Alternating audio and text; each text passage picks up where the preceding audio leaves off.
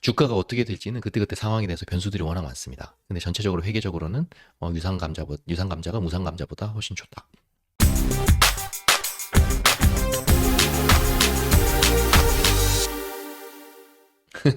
감자? 네, 감자 이제 쪄야죠. 130분 정도 들어오셨고요. 10시 되니까 이제 주 얘기를 하려고 합니다. 유상증자, 무상증자 이야기 조금 해보면요. 간단하게 정리를 하겠습니다. 요 그림 일단 잘 기억을 해두시고요. 회사의 자산이라고 하는 건 부채와 자본의 합인 거고, 우리가 이야기하는 증자, 감자는 여기 자본 부분, 네, 자본 부분에 해당이 되는 거고, 이 자본 같은 경우는 하나의 금고라고 생각을 하면 되고, 실제로 주주들이 이 금고의 주인인 거죠. 주주들이 이 금고의 주인이고, 자본이라고 하는 금고는 자본금이라고 하는 한 칸과 잉여금이라고 하는 한 칸, 이렇게 두 칸으로 구성이 되어 있는데, 자본금은 어떤 돈이 여기 들어가냐? 주식을 발행을 하면 액면가라고 하는 것이 결정이 되는데, 그 액면가에다가 주식수를 곱한 금액이 여기 자본금으로 들어갑니다. 그러면 실제로 주식은 액면가 이상으로 거래가 되잖아요. 상장을 하게 되면 공모가가 결정이 되는데, 그러면 액면가에서 초과하는 가격이 생긴단 말이죠. 그러면 그 돈은 여기 잉여금 계정으로 초과 잉여라고 해서 잉여금 금고로 들어가게 되고, 회사는 계속 장사를 해서 이익을 내면 주주들에게 배당을 합니다. 그리고 배당하고 남은 돈도 어디다가 보관을 해야 되는데, 그걸 이익잉여라고 이야기를 하고, 그것도 잉여금 여기 칸에다가 보관을 한다. 요 금고의 그림만 잘 이해를 하고 계시면 증자하고 뭐 감자 이거는, 그리고 액면 분할, 액면 병합까지도 사실은 다 뭐 이해를 하셨다고 생각을 하시면 돼요. 그리고 그 100% 이해할 필요가 없는 게, 내가 만약 가지고 있는 주식이 증자를 하게 된다 그러면 가격이랑 수량이랑 그 다 알아서 정해서 나오거든요. 그러다 보니까 그 원리만 잘 이해를 하고 계시면 그 이후에 내가 어떻게 대응을 해야 되는지에 대한 부분이고, 어떻게 판단을 해야 되는지에 대한 부분이니까, 그러려면 이 자본이라고 하는 금고를 잘 이해를 하셔야 됩니다. 그래서 한번 다시 정리를 해보면요. 무상증자라고 하는 건 아까 전에 여기 그 밑에 있는 요 칸에서 위에 있는 자본금으로 돈을 옮기는 과정이라고 했으니까, 밑에 있는 잉여금이 많은 회사가 그걸 할 수 있겠죠. 잉여금이 0인데 그럼 옮길 게 하나도 없는 거잖아요. 그래서 잉여금이 많다는 건 회사가 오랫동안 이익을 많이 내서 금고에 많이 쌓아뒀다라는 이야기입니다. 그래서 그걸로 무상증자를 한다는 건 이익잉여금이 많은 회사라고 생각할 수 있고, 그렇게 이익잉여금이 많은 회사를 우리가 뭐 튼실한 회사라고도 이야기할 수 있고, 재무 구조가 건전하다고도 이야기할 수 있고요. 그런 회사의 주식이 갑자기 그 다음날 가격이 싸게 거래가 돼요. 무상증자 권리락이 된 이후로. 뭐 1대1로 한다 그러면 주식 수는 2배 늘어나지만 주가는 그 다음날 반으로 줄어드니까, 갑자기 이렇게 좋은 회사가 10,000원 하던 게 5,000원에 거래가 되네? 이거 엄청 싸 보이네? 이런 착시 효과가 있습니다. 이거는 손익계산서는 아니고요. 대차대조표라고 하는 장부죠, 장부. 북. 네. 우리가 PBR 할 때 P가 시가총액이고 B가 북이라고 그랬잖아요. 그 북이라고 하는 게 사실은 그 북 중에 이제 회사의 북이라고 하는 건 회사가 빌린 돈하고 회사가 투자받은 돈 두 개를 합친 게 북이거든요. 그게 자산이고. 그러면 우리는 지금 회사가 투자받은 돈 쪽인 자본 쪽만 이야기를 하고 있습니다. 왜냐면 주주들한테 부채는 그게 내게 아니잖아요. 회사 거지. 그래서 자본 쪽만 이야기를 하고 있고요. 유상증자 같은 경우는 잉여금에서 그 자본금 쪽으로 올릴 만한 돈이 없어서 금고 밖에서 돈을 구해가지고 다시 자본금과 잉여금 쪽으로 끌어오는 걸 이야기합니다. 그 돈이 필요한 회사가 그렇게 하겠죠. 보통은 신규 투자를 한다거나, 지금 막 AI 이런 것들 투자를 하려고 하는데 기존에 벌어둔 돈이 별로 없어요. 그래서 은행에서 빌릴 수도 있지만, 은행에서 AI 사업한다고 돈 빌려달라 그러면 돈 안 빌려줍니다. 은행은 담보가 있어야 되고, 네. 아무리 프로젝트가 좋다고 하더라도. 네. 그래서 이런 것들은 이제 투자를 통해서 돈을 마련을 해야 되겠죠. 그래서 증자를 하게 되고, 부채를 안 갚으면 회사가 부도가 나니까 그 부채를 급하게 갚기 위해서 주주들한테 돈 좀 모아주세요. 증자 좀 합시다. 그렇게 해서 돈을 쓰기도 합니다. 결국 무상증자와는 다르게 잉여금, 돈을 벌어서 쌓아둔 게 적은 회사, 그리고 유상증자를 하게 되면 어쨌든 주식수가 늘어나니까 기존의 주주들한테는 지분율이 희석되는 효과가 효과가 아니죠. 예, 지분이 희석되는 안 좋은 효과가 발생이 되고요. 실제로 한 주당 가치도 주식수가 그만큼 늘어났으니까 예, 더 낮아지게 됩니다. 여기까지 일단은 유상증자, 무상증자에 대해서 이해가 되셨다면, 그럼 무상증자는 좋은 거, 네, 유상증자는 나쁜 거, 이렇게 생각하시면 되겠죠? 그러면 제가 어제도 질문을 드렸다시피, 그러면 감자니까 감자는 증자하고 반대잖아요. 그러면 감자는 유상감자가 좋은 거, 무상감자가 안 좋은 거, 이렇게 이해가 되시겠죠? 네. 이렇게 한 다음에 그 다음에 이제 감자에 대해서 설명을 드리겠습니다. 이 그림은 중요하니까 다시 한번 기억을 해 두시고요. 그 다음에 요 그림도 잘 기억을 해 두시고요. 네. 그런 다음에 무상감자가 안 좋은 거라고 말씀드렸죠. 무상감자는 무상증자하고 방향만 반대인 겁니다. 자본이라고 하는 금고는 자본금과 이익잉여금이라고 하는 것의 합인데, 회사가 계속 적자를 봐요. 그래서 이익잉여금을 다 까먹었어요. 그리고 또 적자를 봐요. 그러면 그거를 우리는 차손금이라고 합니다. 그럼 이 차손금이 계속 커지면 우리가 이걸 자본잠식이라고 이야기를 하거든요. 그러니까 자본금은 그대로 유지가 되는데 차손금이 계속 마이너스가 나니까 이 두 개를 합치면 자본이 계속 마이너스가 되잖아요. 그러니까 자본이 잠식되고 있는 상황입니다. 자본 잠식이라고 하는 게 제가 영상을 쭉 봤는데 어떤 분들은 그 인플루언서시던데 부채의 뭐 비율보다 자본이 줄어드는 뭐 이렇게 설명을 하시던데, 그거는 사실은 자본 잠식의 정확한 정의가 아니고요. 자본이라고 하는 건 자본금과 이익잉여금의 합인데, 이익잉여금을 다 까먹었어요. 회사가 계속 손실을 봐요. 그럼 마이너스라고, 그러면 이 이익잉여금 칸이 마이너스가 나면 그거는 이익잉여금이라고 말을 하면 안 되잖아요. 그리고 마이너스 난 걸 계속 누적해서 쌓아가야 돼요. 그것도 회사의 기록이니까. 한번 마이너스 났다고 해서 다음 해에 리셋해주지 않습니다. 이 부분 장부니까. 그래서 그렇게 해서 마이너스가 계속 쌓이면 그거를 차손금이라는 이름으로 표현을 합니다. 사실 칸은 똑같아요. 이익잉여금 칸이랑. 네. 그러면 자본이라고 하는 건 자본금하고 이익잉여금의 합인데, 이익잉여금이 차손금이 돼버리니까 자본금하고 차손금을 합해버리면 실제로 자본은 줄어들어 버립니다. 자본이 잠식되고 있는 거죠. 이런 걸 자본 잠식이라고 이야기를 합니다. 자본 잠식이 오래되면 회사가 상장 폐지가 되거든요. 그러다 보니까 이 차손금을 어떻게 늘려줘야 돼요. 무상증자 기억나시죠? 위에서 밑으로 돈을 올렸잖아요. 무상감자는 자본금에서 차손금으로 돈을 내리는 겁니다. 이해되시죠? 마산중이 차손금인가요? 똑같습니다. 네. 자본금을 줄여주면 자본금 줄인 만큼 돈이 생길 거 아니에요. 그걸 차손금에다가 넣어줘서 마이너스 부분을 메꿔줍니다. 이해되시죠? 네. 그러면 실제 전체 자본이라고 하는 크기는 변했을까요? 안 변했을까요? 네. 무상증자는 올려주기, 무상감자는 내려주기, 떨궈주기, 뭐 이렇게 생각하시면 돼요. 네. 그러면 전체 자본은 변함이 없어요.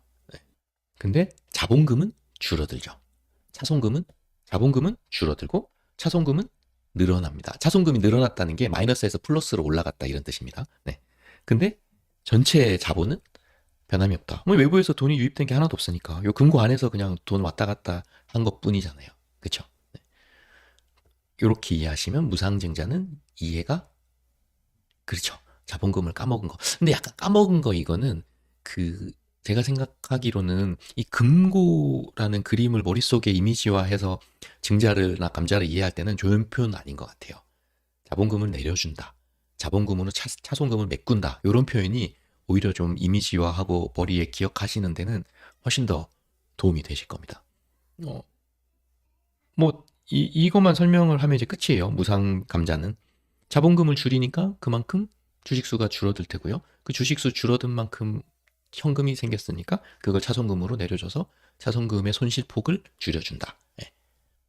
근데 결국 자본이라고 하는 큰 통 안에서 놓은 거기 때문에 실제로 자본의 변화는 없다. 그러면 이것도 사실은 실질적인 감자는 아닌 거죠. 우리가 무상증자도 실질적인 증자라고는 이야기하지 않거든요. 자본금만 변한 거지 자본은 안 변했잖아요. 무상증자 같은 경우는.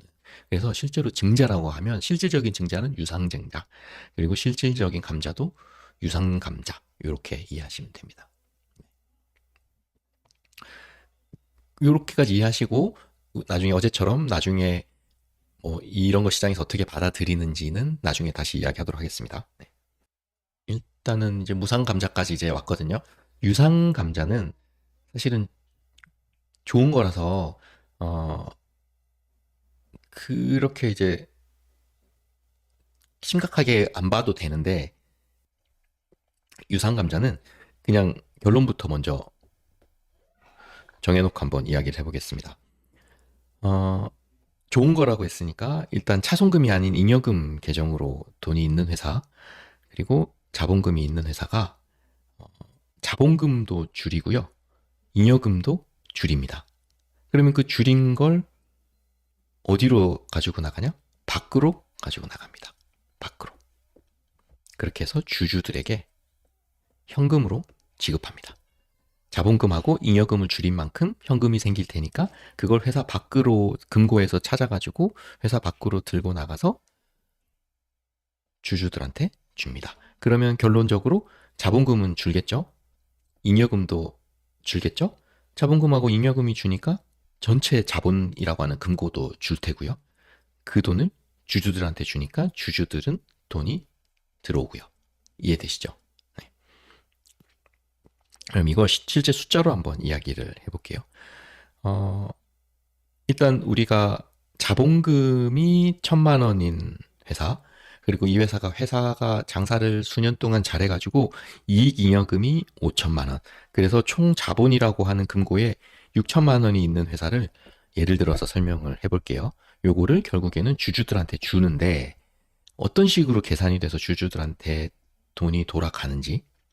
자, 이 자본이 6천만 원짜리인 회사는 액면가가 1,000원인 회사입니다. 한 주당 액면가는 1,000원이에요. 근데 실제 지금 이 주가는 3,000원에 거래가 되고 있습니다. 그리고 발행 주식은 만주예요. 그러면 액면가 1,000원에 만주 곱하면 자본금이 1,000만 원이 된다는 건 이해가 되시겠죠? 그리고 이 5천만 원은 주식 수하고는 상관없이 회사가 장사를 잘해서 번 돈이고, 그러면 이 회사의 시가총액은 액면가가 아닌 시가, 주가에다가 주식 수를 곱해줘야 되니까 이 회사의 시가총액은 3천만 원입니다. 이거 이해되시죠? 제가 그림 복잡하게 썼는데 쭉 그냥 들으시면 이해를 하실 거예요. 이 회사의 주가가 지금 시가로 3,000원에 거래가 되고 있다 보니까 이 회사 주식이 만주 발행됐다고 했잖아요. 그러니까 이 회사 시가총액은 3천만 원인데 이 회사의 자본에 있는 돈은 얼마가 있냐면 액면가로 계산해서 액면가 1,000원에 만주니까 자본금 1,000만 원, 그리고 이 회사가 장사를 잘해서 5천만 원은 이익잉여금이라는 금고에 들어있는 회사입니다. 이 회사가 2분의 1로 감자를 해요. 유상 감자를. 그러면 만주가 5천주가 되겠죠? 그쵸? 그러면 이 회사의 시가총액은 5천주에다가 이 회사의 실제 주가인 3천원을 곱해주면 이 회사의 시가총액은 1,500만 원이 됩니다. 그리고 주식수를 만주에서 5천주를 줄여줬으니까 5천주만큼을 계산해가지고 주주들한테 현금으로 돌려줘야 되거든요. 그럼 이 5천주만큼을 어떻게 계산을 하냐? 액면가에서 5천주. 그러면 500만 원이란 돈을 현금으로 만들고요. 그리고 이익잉여금에서 나머지 돈을 빼가지고 주주들한테 1,500만 원을 마련해서 주거든요. 그렇게 돼버리면 계정이 어떻게 바뀌냐면 5천주로 줄여들었으니까 5천주 곱하기 액면가 1,000원이니까 자본금은 500만 원이 되는 거고요. 나머지 1,000만 원은 5천만 원이던 이익잉여금에서 1,000만 원을 빼가지고 주주들에게 주고 4천만 원의 이익잉여금이 남게 되는 겁니다. 여기서 500, 여기서 1,000, 이렇게 금고에서 500하고 1,000씩을 찾는 거죠. 그렇게 해서 1,500만 원을 내는 거고, 그렇게 보면 이 회사의 시장가인 3,000원이라는 한 주는 사실은 어떻게 구성이 돼 있는 거냐면 액면가 1,000원에다가 잉여금 2,000원이라고 하는 걸로 구성돼 있다라고 생각을 하시면 돼요. 딱 그냥 한 주만 가지고 있는 사람 입장에서. 두 주로 가죠. 한 주로 가면 0.5로 헷갈리니까. 두 주 가지고 있는 사람 입장에서 이 주가의 3,000원은 액면가는 1,000원이니까 1,000원이고 액면가를 넘는 부분은 2,000원인데 사실 그 2,000원은 요 금고에서 요 이익잉여금에 대한 부분 가치가 반영된 돈이라고 생각하시면 되거든요. 그렇게 돼버리면 이 회사의 자본이랑 금고는 어떻게 변하냐? 액면가는 그대로 1,000원이고 주가는 그대로 3,000원입니다. 그러면 자본금은 만주에서 5,000주로 줄였으니까 1,000만 원에서 500만 원으로 줄게 되고요. 나머지 2,000원에 대한 부분도 주주들한테 돌려줘야 되니까 2,000원 곱하기 5,000주 하면 1,000만 원이잖아요. 그러면 이 5,000만 원에서 1,000만 원을 빼고 4,000만 원이 남게 됩니다. 그러면 실제로 주주들한테는 1,500만 원이란 돈이 지급이 되는 거예요. 그죠? 그러면 사실은 시가총액으로 봤을 때는 주주들한테는 크게 달라지는 건 없어요. 왜냐면 돈이 빠져서 나갔기 때문에 그리고 3,000원에 원래 만주였던 회사가 3,000원에 5,000주인 회사로 바뀌었기 때문에 시가총액은 줄어드는데 이 자본이라고 하는 계정만 놓고 봤을 때는 이게 주주들한테 어떻게 이익이 되는지 한번 계산을 해볼게요. 유상감자 하기 전에 이 자본이라고 하는 게 6천만 원이었잖아요. 그쵸? 자본금 1,000만 원에 이익잉여금 5천만 원. 근데 발행 주식 수가 만주였어요. 그러면 한 주당 자본을 계산을 하면 한 주당 이 자본은 6,000원의 가치가 있었습니다. 원래는. 근데 감자를 하고 났더니 일단 주주들한테 현금은 돌려줬어요. 주주들이 현금을 받았죠. 그리고 계산을 해봤더니 자본금이 500만 원이 남고 이익잉여금이 4천만 원이 남았거든요. 그러면 4,500만 원이 이 회사의 총 자본이 되는 거죠. 이 4천만 원을 5,000주로 나눠주면 한 주당 자본의 가치는 9,000원이 됩니다. 주주들이 만약에 이걸 내일 그냥 바로 청산을 한다고 해서 주주들한테 나눠준다 그러면 유상감자 하기 전에는 이 자본으로 그냥 n분의 1로 나눴을 때는 주주들이 6,000원 밖에 돼 있었는데 감자를 하고 나니까 실제로는 주주들이 9,000원 밖에 돼버린 거죠.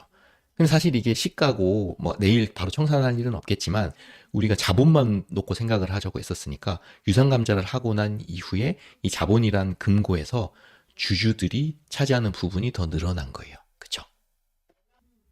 그러면 일단 무상감자와 유상감자가 이 회사의 자본이라고 하는 금고에서 어떻게 움직이고 이 자본이란 것만의 가치를 놓고 봤을 때 어떻게 주주들한테 이득이 되는지 이해가 되신 거죠. 이게 회계적으로 일어나는 일을 설명을 드린 거예요. 요거를 일단 기본적으로 알고 계시고 그 다음은 이제 주식은 시가로 움직이는 거니까 그 부분은 이제 우리들이 이제 이야기를 하면서 생각을 해보면 되는 거거든요. 음, 어제도 증자 이야기할 때도 그냥 쭉 이야기를 했듯이 음, 감자도 똑같이 이야기할 수 있습니다. 무상감자를 하는 회사는 차손금이 있는 회사. 그럼 이 회사는 적자를 많이 버는 회사구나. 자본 잠식 당할까봐 지금 그 건들기 힘든 자본금까지 건드려가지고 차손금을 메꿔야 될 정도구나. 라고 이야기를 해서 주가에는 당연히 안 좋은 게 맞고요. 회사 상태도 안 좋은 게 맞고. 근데 이게 실제로 주식이란 게 그렇게 해서 상장 폐지가 될 정도로 주가가 빠져 있었어요. 근데 이렇게 감자를 해가지고 상장 폐지를 면하게 됐다. 그럼 또 주가는 오를 수는 있는 거예요. 그쵸? 예. 그리고 유상감자 같은 경우는 기본적으로 유상감자를 하려면 이익 잉여금에 많은 돈이 쌓여 있어야 됩니다. 그래야지 그걸 가지고 주주들한테 주식을 감자하는 만큼 돈을 돌려줄 수가 있으니까요. 그래서 일단 이익잉여금이 많아서 재무구조가 좋고 돈을 잘 벌던 회사라구나 하는 거를 한 큐에 시장에 인식시켜 줄 수 있고요. 두 번째는 주주들의 가치가 올라갑니다. 자사주 소각하는 거랑 사실은 뭐 비슷한 효과라고 보시면 되겠죠. 자본금이라고 하는 그 파이는 요만큼 줄었는데 거기서 주식 수가 이만큼 줄어가지고 실제로 한 주주 한 명당 가지게 되는 파이의 크기는 기존보다 더 커지게 되는 상황이 되는 거죠. 그쵸? 방금 제가 그 계산식에서 보여드렸다시피. 그리고 전체적으로 그렇게 되면 시장에서 유통되는 주식이 뭐 만주에서 5천 주가 되다 보니까 만약에 뭐 한 주당 이익을 내는 걸로 계산을 하더라도 회사가 이익률이 좋은 회사, 주당 이익 같은 것들 있잖아요. 그런 지표들을 이야기할 때도 유리하게 작용을 합니다. 네. 그렇게 해서 사실은 유상감자를 하는 거기도 하거든요. 어, 자본금이 이만큼 많은데 똑같은 100억을 버는 회사라고 하더라도 작은 자본금으로 100억을 버는 회사를 시장에서는 더 좋아하거든요. 그래서 그런 경우에 이렇게 감자를 해가지고 이때까지 벌어둔 돈과 자본금을 같이 감소시켜가지고 자본 대비 이익을 ROE라 그러잖아요. 그쵸? ROE를 높게 만드는 그런 효과들을 만드는 거죠. 네, 네, 이러면 뭐 다 끝났습니다. 유상증자, 무상증자, 무상감자, 유상감자. 요 회계적인 부분만 잘 이해를 하고 계시면 실제로 1차적으로 내가 자본에서 어떤 이득과 손실이 나는지를 이해를 해야지 그 부수적으로 일어나는 현상들에 대해서 내가 정의를 하고 뭐 이해를 하고 전략을 짤 수가 있는 거거든요. 그래서 이렇게 말씀을 드리고 주가가 어떻게 될지는 그때그때 상황에 대해서 변수들이 워낙 많습니다. 근데 전체적으로 회계적으로는 유상감자가 무상감자보다 훨씬 좋다. 그렇게 이해를 하시면 되겠습니다. 네. 그래서 보통 재무구조가 안 좋은 회사들은요, 무상감자를 한 다음에 유상증자를 해버려요. 네. 무상감자를 해서 자본 잠식을 탈피하고 거기서 자본 잠식이 탈피됐으니까 사람들한테 돈 꾸러 다니기 좋잖아요. 그래서 유상증자를 해버리고 그러면 기존 주주들은 아예 그냥 뭐 지분율이 없는 거죠. 다 녹아버리는 거죠. 네. 그렇게 해서 회사가 망하는 걸 탈피하기도 하고 사실은 그렇게 하는 게 이제 상장사들이 자본을 유치한 가장 큰 이유 중에 하나거든요. 거기 살 수 있는 플레이들이 많잖아요. 은행 같은 경우는 뭐 CR도 막 안 맥히죠. 돈도 못 버는데 새로운 투자금 달라 그러면 뭐 주겠어요? 안 주죠.